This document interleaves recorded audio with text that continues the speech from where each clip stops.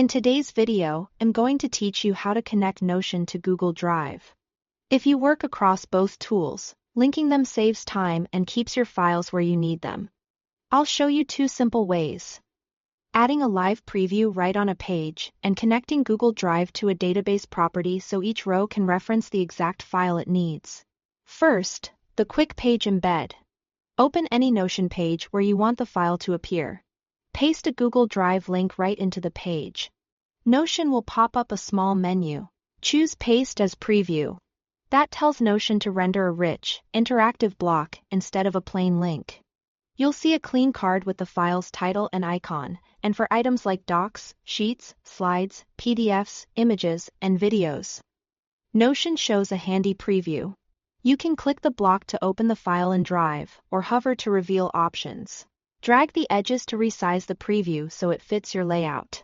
If the preview doesn't load, double-check the file's sharing settings in Google Drive. Viewers need at least view access for the preview to display properly.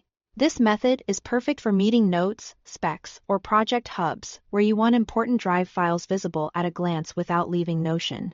Now, let's connect Google Drive to a database. Open your database and click the plus button to add a new property. From the property types, select Google Drive file. Rename the property if you like, so it matches your workflow. Then click any empty cell in that new column. The first time you do this, Notion will prompt you to connect your Google account. Sign in, grant the requested permissions, and you'll see a file picker that lets you search or browse your Drive.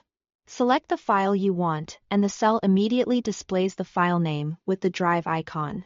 Clicking it will open the file in a new tab, and anyone with access to the database and the Drive file can follow it. This approach keeps files tightly tied to tasks, deliverables, or content items, making it easy to filter and sort by the files that matter. That's all you need. Use Paste as Preview for fast visual embeds on pages and use the Google Drive file property in databases when you want files attached to specific records. Thanks for watching.